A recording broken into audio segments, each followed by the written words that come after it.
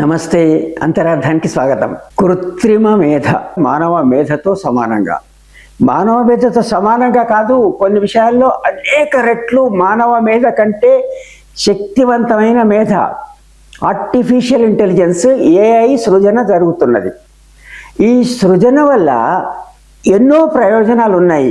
అవేంటి వివరంగా మనం చూద్దాం. ప్రయోజనాలే కాకుండా ప్రమాదాలు కూడా ఉన్నాయి దీనివల్ల అనేటువంటి భయాలు, ఆందోళనలు ఉన్నాయి. మనిషే సృజిస్తున్నటువంటి ఈ ఆర్టిఫిషియల్ ఇంటెలిజెన్స్, కృత్రిమ మేధ ఆ మానవ జాతి వినాశనానికే కారకమవుతుందా? ఫ్రాంకైన్స్టీన్ లాగా, విక్టర్ ఫ్రాంకైన్స్టీన్ పేరు మీరు వినే ఉంటారు. మేరీ షెల్లీ 1818లో రచించిన ఒక నవలలో పాత్ర. ఒక శాస్త్రజ్ఞుడు ఒక బలమైన భూతాన్ని సృజించాలని కృషి చేసి అనేకేళ్లుగా అధ్యయనం చేసి సృజిస్తాడు. చివరకు దాన్ని సృష్టించిన తర్వాత ఆ మాన్స్టర్, ఆయన సృజించినటువంటి మాన్స్టర్, అది ఎంత శక్తివంతమైనదిగా తయారవుతుందంటే ఆ సృష్టికర్త అయిన ఈ మనిషి, ఈ మేధావి శాస్త్రజ్ఞుడి శక్తిని మించిపోయింది. ఆయన సోదరిని చంపేస్తుంది, ఏం చేయలేకపోతాడు. భార్యను చంపేస్తుంది, ఏం చేయలేకపోతాడు. ఆప్త మిత్రుని చంపగలుగుతుంది, ఏం చేయలేకపోతున్నాడు. దాన్ని ఆయన నియంత్రించలేకపోయారు. అట్లాంటి సృష్టి ఏమైనా జరుగుతుందా? ఇది ఒక శాపమా? ఇది శాపమా అని ఎందుకంటున్నారంటే, మీరు మైడాస్ టచ్ గురించి వినే ఉంటారు. గ్రీకు పురాణ కథల్లో కింగ్ మైడస్. ఈ మైడస్ ఒక దేవుణ్ణి, డైనసస్ కదా, ఆయన్ని ఒక వరం కోరుకుంటాడు. ఆ వరం ఏంటి? నేను ఏది ముట్టుకున్నా అది బంగారం అయిపోవాలి. వరం వచ్చేసేస్తుంది ఆయనకు. ఈ వరం, ఇంత గొప్ప వరం నాకు వచ్చింది, ప్రపంచంలో అందరికీ మించిన నేను ఆస్తిపరుని కాగలను. ఈ కుర్చీ ముట్టుకుంటే కుర్చీ బంగారం అయిపోయింది, గోడలు ముట్టుకుంటే గోడలు బంగారం అయింది, ఎక్కడ చూసినా బంగారమే. దాన్ని సృజిస్తూ వెళ్ళాడు ఆయన.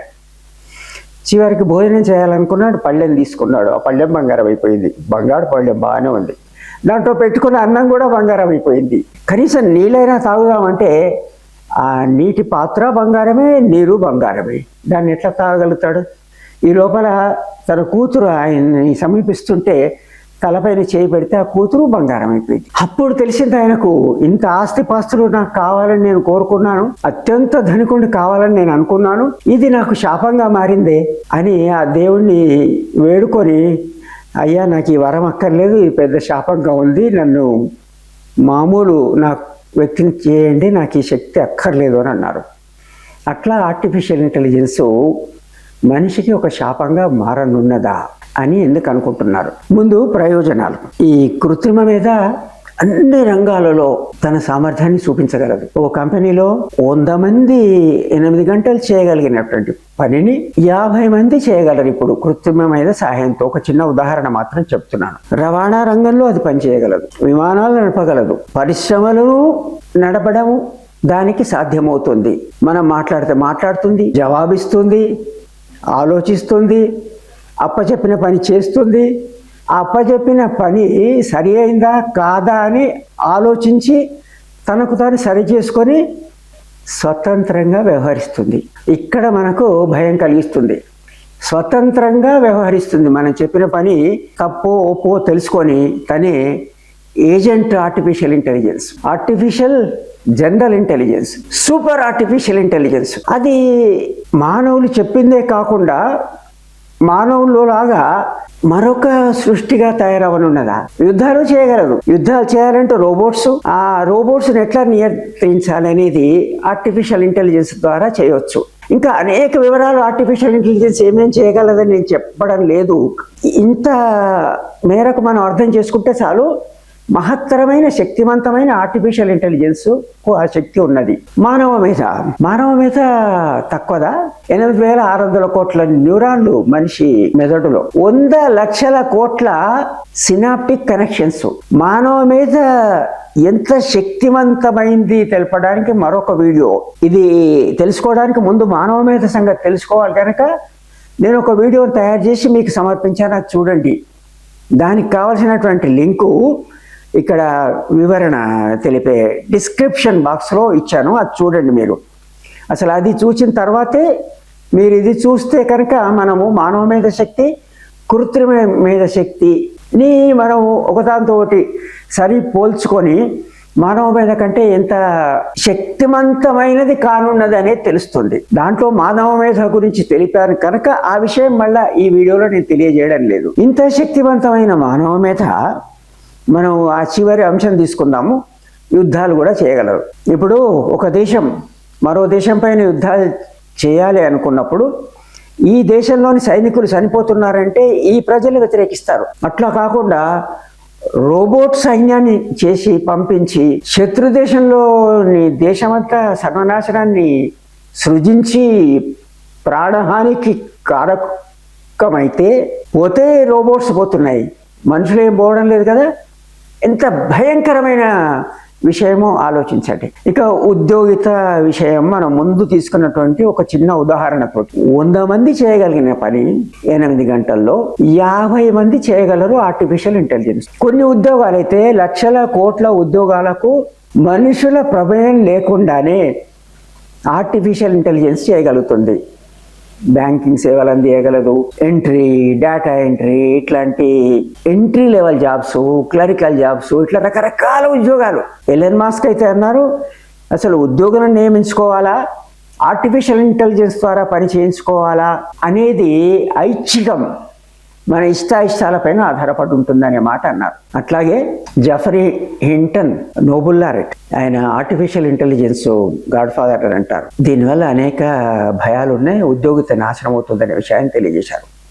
ఇట్లా చెప్తూ పోతే అనేకులు దీనివల్ల భయాలు ఆందోళనలు ఉన్నాయని చెప్పారు. ఇప్పటికే అమెరికాలో 100 మిలియన్ ఉద్యోగాలు పోయాయని చెప్పడం. ఇట్లా ఉద్యోగాలు కోల్పోవడము, మనం అనుకున్నట్టు ఈ జియో పొలిటికల్ పరిస్థితుల్లో ఎవరి దగ్గరైతే ఈ శక్తి అధికంగా ఉన్నట్టయితే వారు ఆ యుద్ధాన్ని చేయాలనేటువంటి ఉన్మాదం ఉన్న వ్యక్తుల చేతుల అధికారం ఉన్నట్టయితే, చరిత్ర మనకు చెప్తుంది ఎవరి దగ్గర ఉంది లేదు అనేది. దాని గురించి నేను ఇక్కడ ప్రత్యేకించి ఉటంకించాల్సినటువంటి పని లేదు.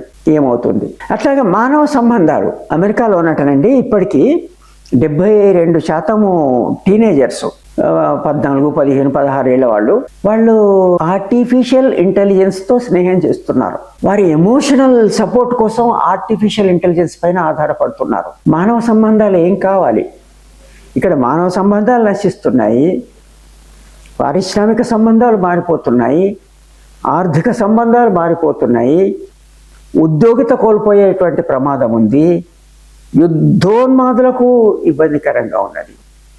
ఇన్ని నష్టాలు ఉన్నాయి కదా. మరి నిజంగా ఇది ఇంత నష్టపూరితమైనటువంటి బాగా ఆలోచిస్తే తొలి విప్లవం మనం వ్యవసాయ విప్లవం అని అనుకుంటాం. మనిషి గుహలలో ఉంటూ చెట్ల పైన ఉంటూ హంటర్ గ్యాదరర్ స్థితి నుంచి వ్యవసాయం చేసుకోవడం అదొక విప్లవం కదా. దానివల్ల ఉత్పత్తి అంతకు ముందు కంటే అప్పటికి గణనీయంగా పెరిగింది. కుటీర పరిశ్రమలు, అసలు అది కుటీర పరిశ్రమ ఎందుకు? పరికరాలను మనిషి ఉపయోగించగలిగే శక్తి, అదొక రివల్యూషన్. ఆ చేతులతోటే జంతువులను చంపిన దశ నుండి రాళ్లతో చంపడము, తర్వాత వాటిని పదును పెట్టడము, దాని తర్వాత ఇనుము, ఇదంతా మీకు తెలుసు. అదొక రివల్యూషన్ కాదా? కుటీర పరిశ్రమ బదులు ఆధునిక పరిశ్రమ వచ్చిన సందర్భంలో ఎంతమంది ఉద్యోగాలను కోల్పోయారో, దీనివల్ల ఉద్యోగిత నష్టమైందన్నమాట మనం విన్నాం. అనేక మార్పులు ఉండుండి వచ్చేటువంటి మార్పులను మనము విప్లవం అని అంటున్నాము. ఇటీవల వచ్చిన విప్లవాల్లో మనం చూస్తే ఇన్ఫర్మేషన్ టెక్నాలజీ విప్లవం, అట్లాంటిదే ఇది ఒకటి. దేన్ని తయారు చేసినా మానవ మేధ తయారు చేస్తుంది, కానీ మానవ మేధను మానవుడు సృజించిన యంత్రం తయారు చేయలేదు కనుక మానవ మేధనే గొప్ప అనేటువంటి ఆలోచన ఉంది. ఇప్పటి వరకు అది వాస్తవమే. కానీ ఇప్పుడు వాస్తవం అయినప్పటికీ మానవ నియంత్రణను కోల్పోయే విధంగా ఆర్టిఫిషియల్ ఇంటెలిజెన్స్ కనుక తయారైనప్పుడు అది నిజంగా ప్రమాదకారి అవుతుంది. అయితే ఇన్ని రివల్యూషన్లో లాగా ఈ రివల్యూషన్ కూడా మానవ కళ్యాణానికి, మానవ శ్రేయస్సుకు ఉపయోగించేదిగా రూపొందాలి. ముందుగా ఎంత వినాశనం కలిగినప్పటికీ తప్పనిసరిగా ఆధునిక ప్రపంచంలో వస్తున్నటువంటి ఆవిష్కరణలు ఆపలేము. మానవ అభివృద్ధి కోసం దాన్ని ఉపయోగించుకోవాలి. అదే 8 గంటలు 50 మంది పని చేస్తున్నారు అంటే అప్పుడు 50 మందిని ఉద్యోగిత నుండి తొలగిస్తారు కదా. అట్లా కాకుండా ఆ 100 మంది చేత 4 గంటలే పని చేయించినట్టయితే ఈ ఆవిష్కరణ ఫలాలు మనిషికి దక్కుతాయి. ఒక చిన్న ఉదాహరణగా చెప్తున్నాను దీన్ని. అంటే కావలసినంత అదనపు లీజర్ దొరుకుతుంది, విరామం దొరుకుతుంది, సాహిత్య సాంస్కృతిక అభివృద్ధికి, కుటుంబాలతో గడుపుకోవడానికి ఎక్కువ సమయం దొరుకుతుంది. ఈ ఫలాలు అందరికీ అందేటట్టుగా ఈ ఆవిష్కరణను ఉపయోగించుకున్నట్టయితే. కానీ అట్లా జరుగుతుందా? వ్యాపారాలు నిర్వహించేవారు ఆ వ్యాపార నిర్వహణలో దానివల్ల అదనపు లాభాలు రావడానికే ప్రయత్నం చేస్తారు. నేను ఆర్టిఫిషియల్ ఇంటెలిజెన్స్ను ఉపయోగిస్తే లాభాలు వస్తాయా, మనుషులను నేను నియుక్తులను చేసుకుంటే నాకు అదనపు లాభాలు వస్తాయా అని చూస్తాను. అట్లా చూస్తే కనుక ప్రయోజనాలు అందరికీ అందవు, నిరుద్యోగిత పెరుగుతుంది. అది కాకుండా సక్రమంగా నియంత్రించగలగాలి.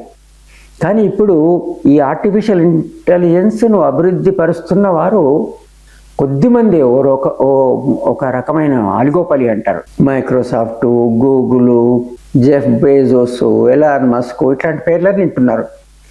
కొద్దిమందే దీనిపైన బిలియన్ల డాలర్ల కొద్దీ వెచ్చిస్తున్నారు. ఇటీవలి సంవత్సరాల్లో ఈ ఆర్టిఫిషియల్ ఇంటెలిజెన్స్ పైన పెట్టుబడులు అతిగా పెరిగిన ఈ కొద్ది సంవత్సరాల్లోనే 3-4 ట్రిలియన్ల మేర దానిపైన పెట్టుబడి పెట్టి దాన్ని అభివృద్ధి చేస్తున్నారు అని వార్తలు వస్తున్నాయి. అంటే ఈ పెట్టిన వారు తమ ప్రయోజనాల కోసం ఉపయోగించుకుంటారు కదా. తర్వాత ఈ మధ్యన ఈ ఆర్టిఫిషియల్ ఇంటెలిజెన్స్ వల్ల ఉన్నటువంటి ఒక ప్రమాదాన్ని అంచుదాకా వచ్చి మనం చూసాం. ఆంథ్రోపిక్ క్లౌడ్ మైథోస్ విడుదల చేసిన ఒక ఆర్టిఫిషియల్ ఇంటెలిజెన్స్ టూల్. అది 20 ఏళ్ల కింద 10 ఏళ్ల కింద ఉన్న బ్యాంకింగ్, ఫైనాన్షియల్ సెక్టర్ నిర్వహణలో ఉపయోగించిన సాఫ్ట్వేర్లో లోపాలను పట్టేసింది. 0 డే అంటారు. అంటే అది తెలుసుకున్న తర్వాత ఇంకా అసలు సమయమే ఉండదు. మాల్వేర్ వచ్చి కనుక మొత్తం బ్యాంకింగ్ వ్యవస్థను కుప్పగొల్చగలుగుతుంది. అది అన్ని దేశాలు భయపడిపోయినాయి దాంతో.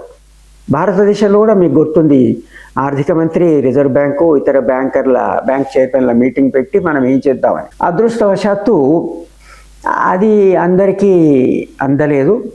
దుర్మార్గుల చేతిలో కనుక అది అంది ఎక్కడెక్కడైతే లోపాలు ఉన్నాయో చూసి వ్యవస్థను కుప్పకూల్చొచ్చు. కనుక దీన్ని సక్రమంగా ఉపయోగిస్తే, ప్రజా ప్రయోజనాల కోసం ఉపయోగిస్తే, కావలసిన నియంత్రణలతో ఉపయోగిస్తే, సమాజ శ్రేయస్సు కోసం కనుక ఉపయోగిస్తే ఖచ్చితంగా ఇది ప్రయోజనకారే. అట్లా కాకుండా కొందరి ప్రయోజనాల కోసం కనుక దీన్ని ఉపయోగించినట్టయితే అది ఒక శాపమే, అది ప్రమాదకారే. ఈ వీడియోని ఇంత ఓపికగా చూసినందుకు మీకు ధన్యవాదాలు. మీరు ఇప్పటిదాకా ఈ ఛానల్ సబ్స్క్రైబ్ చేయకుండా ఉన్నట్టయితే దయచేసి సబ్స్క్రైబ్ చేయండి. సబ్స్క్రిప్షన్ ఉచితమే. కానీ మీరు సబ్స్క్రిప్షన్ చేయడం వల్ల నన్ను వెన్నుతట్టి ఇట్లాంటి అనేక వీడియోలు మీకు ఇంకా తరచుగా సమర్పించేటట్టుగా ప్రోత్సహించినట్టు మీరు చేసినట్టు అవుతుంది. ధన్యవాదాలు.